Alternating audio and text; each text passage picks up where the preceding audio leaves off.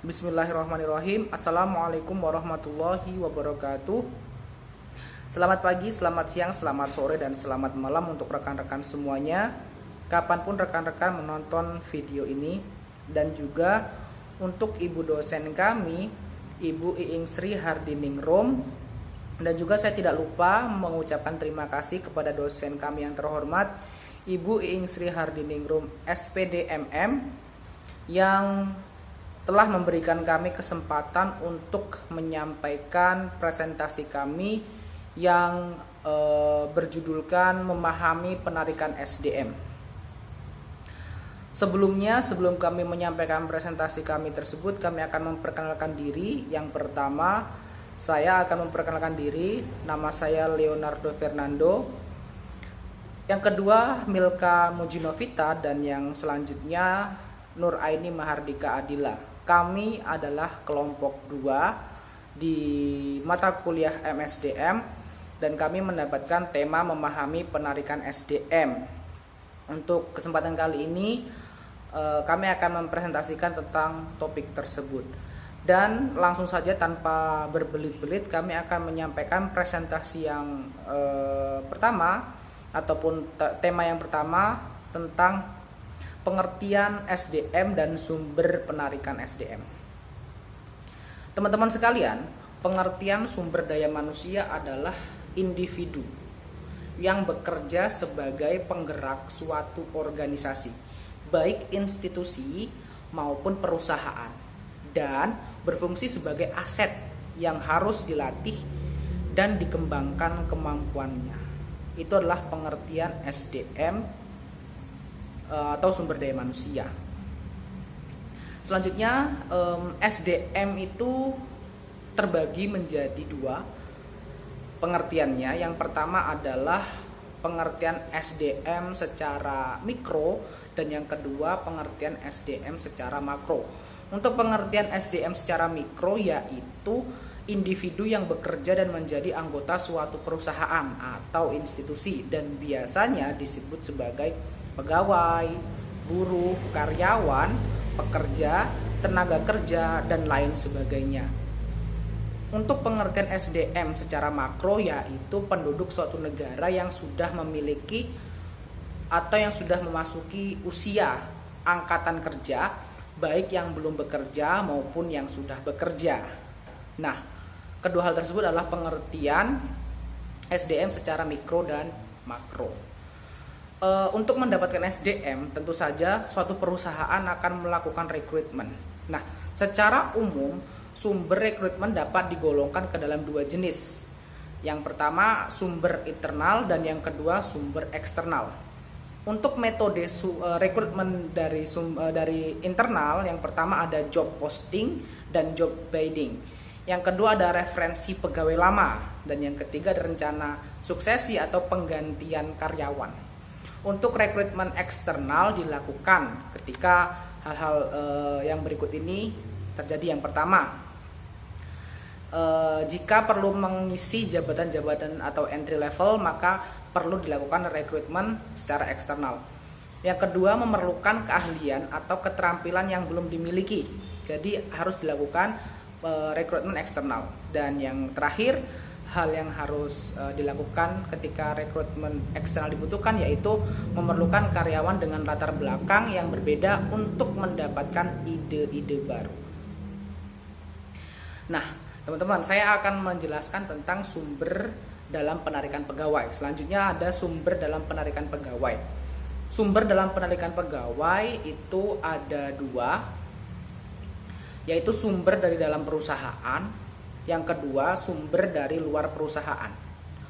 Untuk sumber dari dalam perusahaan, yang pertama ada promosi jabatan, yang kedua ada transfer atau rotasi pekerjaan, dan yang ketiga ada demosi jabatan. Sedangkan sumber dari luar perusahaan, yang pertama ada iklan media massa, yang kedua ada lembaga pendidikan, yang ketiga ada lamaran kerja yang sudah masuk di perusahaan, dan yang keempat ada Depnaker. Oke, kali ini saya akan menjelaskan terlebih dahulu tentang promosi jabatan. Apa itu promosi jabatan? Promosi jabatan yaitu pemindahan pegawai dari satu jabatan ke tingkat jabatan yang lebih tinggi daripada jabatan sebelumnya. Yang kedua ada transfer atau rotasi pekerjaan. Apa itu transfer atau rotasi pekerjaan? Yaitu pemindahan bidang pekerjaan pegawai kepada bidang pekerjaan lainnya tanpa mengubah tingkat jabatannya. Nah, yang ketiga saya akan menjelaskan tentang demosi jabatan. Apa itu demosi jabatan? Demosi jabatan adalah penurunan jabatan pegawai dari satu jabatan ke tingkat jabatan yang lebih rendah atas dasar kondisi. Kita beralih ke sumber dari luar perusahaan. Yang saya sebutkan barusan adalah dari dalam perusahaan. Sekarang sumber dari luar perusahaan yang pertama ada iklan media massa. Nah, iklan media massa dalam hal ini perusahaan dapat memanfaatkan media massa sebagai sumber penawaran formasi kerja kepada masyarakat luas. Jadi kita bisa menggunakan sumber media massa. Yang kedua, kita bisa menggunakan lembaga pendidikan. Perusahaan juga dapat memanfaatkan lembaga pendidikan sebagai sumber penarikan pegawai. Contoh seperti kampus dan lain-lain. Ada lamaran kerja yang sudah masuk di perusahaan. Nah, lamaran kerja yang sudah masuk di perusahaan ini perlu ditimbangkan sebagai penarikan pegawai juga. Dan juga yang terakhir ada Depnaker. Perusahaan juga dapat memanfaatkan calon pegawai yang mendapat rekomendasi dari Departemen Tenaga Kerja. Depnaker adalah Departemen Tenaga Kerja. Baiklah, untuk dari saya mungkin itu saja, dan untuk presentasi selanjutnya akan dilanjutkan oleh teman saya Milka, Mujinovita, dan Adila. Terima kasih. Perkenalkan, nama saya Milka Mujinovita. Saya akan menjelaskan tentang proses penarikan SDM.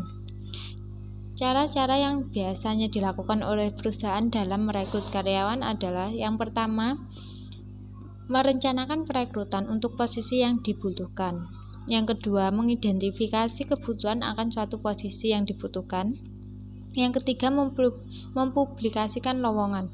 Biasanya mempublikasikan lowongan itu melalui surat kabar, koran, atau sosial media, contohnya seperti Instagram, WA, dan aplikasi job lainnya. Yang keempat, review dan cek lamaran yang masuk. Kelima, melakukan interview kandidat yang berkualitas. Keenam, periksa referensi pengalaman kerja dan latar belakang.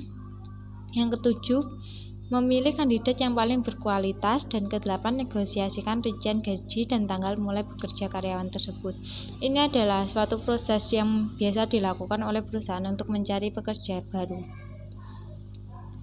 Adapun beberapa faktor yang dapat mempengaruhi dalam pencarian kebutuhan tenaga kerja. Yang pertama yaitu kondisi ekonomi negara secara umum.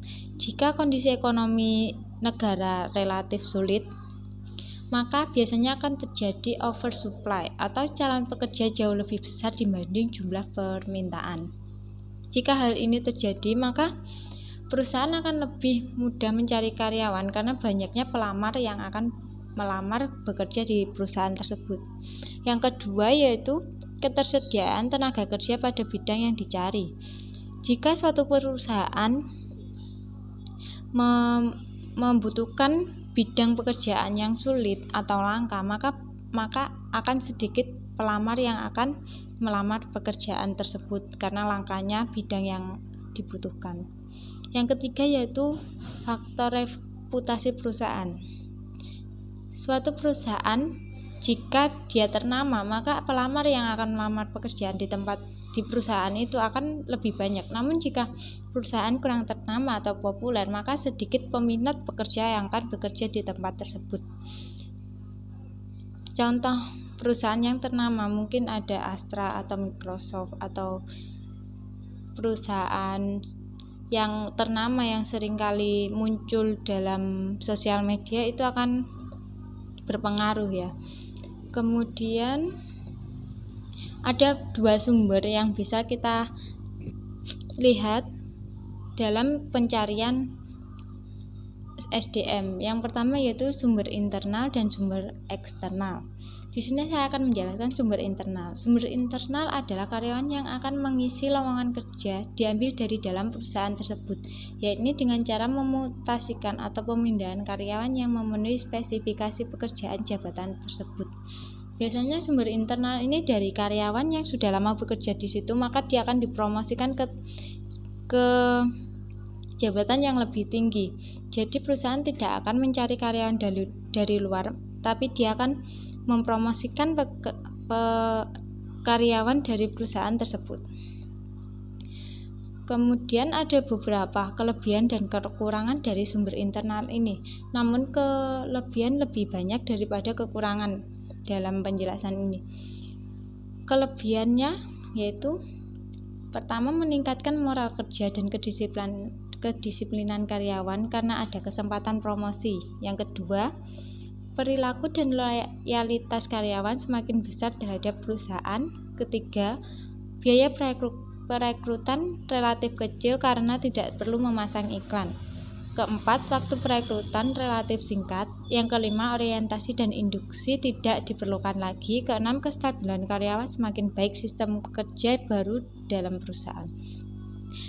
Dalam sumber internal ini akan meningkatkan sumber daya manusia yang akan bekerja.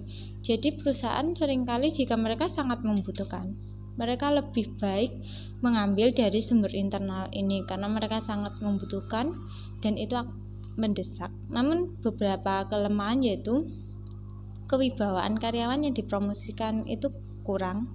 Yang kedua, kurang membuka kesempatan. Ya, kurang membuka kesempatan bagi saya itu benar sih, karena banyak penganggur-penganggur yang banyak di pandemi seperti ini, maka seharusnya perusahaan bisa membuka lowongan untuk penganggur-penganggur agar mengurangi pengangguran di Indonesia ini. Kemudian sumber eksternal. Sumber eksternal adalah karyawan yang mengisi jabatan lowongan yang dilakukan perekrutan, yaitu proses perekrutan dari sumber tenaga di luar perusahaan. Sumber tenaga dari luar perusahaan contohnya seperti kantor penempatan tenaga kerja, lembaga-lembaga pendidikan, referensi karyawan atau rekan, serikat-serikat buruh. 5. Pencakokan dari perusahaan lain, nepotisme dan leasing, pasar tenaga kerja dengan memasang iklan pada media massa, sumber-sumber lainnya. Menurut saya kalau sumber eksternal ini bisa mengurangi pengangguran yang terjadi di Indonesia, karena dalam pandemi ini banyak sekali pengangguran anak muda sekarang yang menganggur dan tidak berpenghasilan.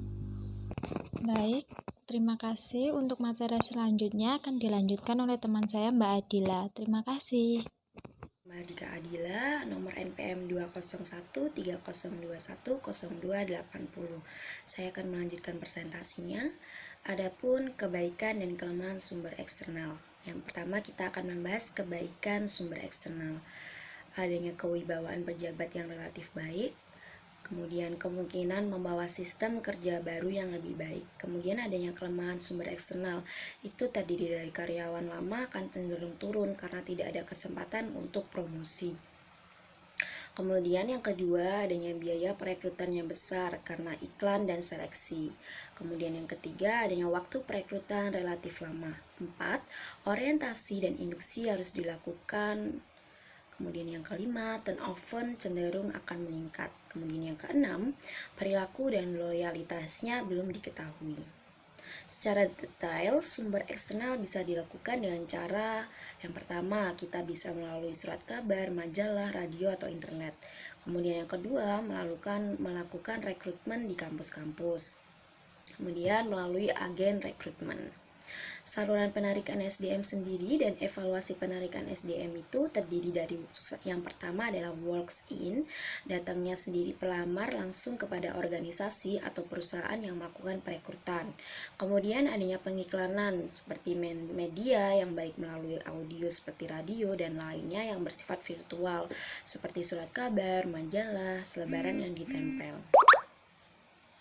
Kemudian yang ketiga, adanya agen-agen penempatan tenaga kerja.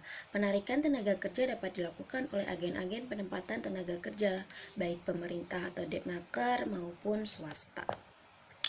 Kemudian kita masuk dalam kegiatan yang dilakukan dalam fungsi SDM. Itu dikelompokkan menjadi dua kategori utama. Yang pertama adalah strategi transformasional yang sebagian besar berkaitan dengan keselarasan dan implementasi strategi bisnis dan strategi SDM. Kemudian yang kedua adalah transaksional yang mencakup aktivitas pengiriman layanan SDM, yaitu pencarian sumber-sumber karyawan, pembelajaran dan pengembangan, penghargaan dan relasi karyawan. Kemudian adanya metode-metode yang dapat digunakan untuk mengevaluasi efektivitas sumber daya manusia. Yang pertama, organisasional, yaitu nilai tambah per karyawan, keuntungan per karyawan, nilai penjualan per karyawan, dan nilai tambah per biaya karyawan. Yang kedua, adanya perilaku karyawan, tingkat retensi dan perputaran karyawan, ketidakhadiran, sakit, tingkat kecelakaan, keluhan, perselisihan, referensi untuk pengadilan tenaga kerja, dan hasil skema usulan dari karyawan. Kemudian ada tantangan yang dihadapi saat perekrutan. Yang pertama, membangun employer brand yang kuat. Yang kedua, kurangnya kandidat yang berkualitas. Yang ketiga, menjangkau kandidat secara lebih luas. Yang keempat, menargetkan kandidat yang aktif. Yang kelima, menarik kandidat dengan kualifikasi yang tepat. Sekian presentasi dari kelompok kami. Terima kasih kepada Ibu dosen yang telah memberikan tugas dan memberikan waktu untuk menyimak presentasi kami. Untuk teman-teman yang lain mungkin ada pertanyaan bisa ditanyakan. Kita akan sebisa mungkin untuk menjawab agar kalian semua juga mengerti tentang materi yang kami sampaikan. Assalamualaikum warahmatullahi wabarakatuh. Terima kasih.